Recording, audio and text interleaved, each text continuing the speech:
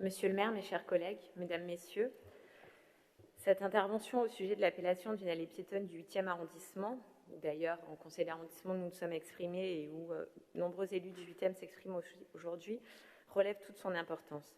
Il est question ici, c'est de la mémoire d'un homme, monsieur Franck Labois, gardien de la paix tombé dans l'exercice de ses fonctions en janvier 2020.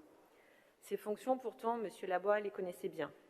Entré dans la police nationale en 2005, il avait gravi les échelons, faisant partout et toujours montre de ses qualités humaines et professionnelles.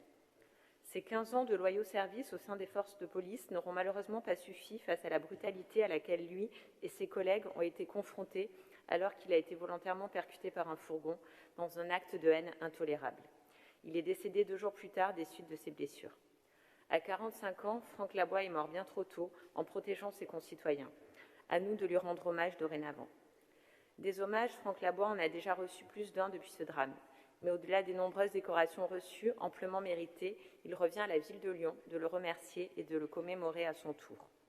C'est pourquoi nous proposions, via cette délibération, de renommer, dans le 8e arrondissement, l'allée du capitaine Franck Labois. Rendre hommage à monsieur le capitaine Franck Labois, c'est aussi rendre hommage à toute une profession, les policiers, dont la souffrance, le mal-être et les difficultés des conditions de travail sont aujourd'hui connues de tous, notamment lorsque les effectifs manquent et que l'État ne prend pas ses responsabilités.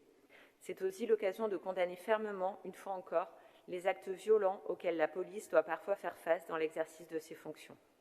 Enfin, donner à cette allée publique le nom de Franck Labois, c'est réaffirmer le souhait que nous avons de faire société, mais aussi de faire solidarité, et ce, quoi qu'il en coûte.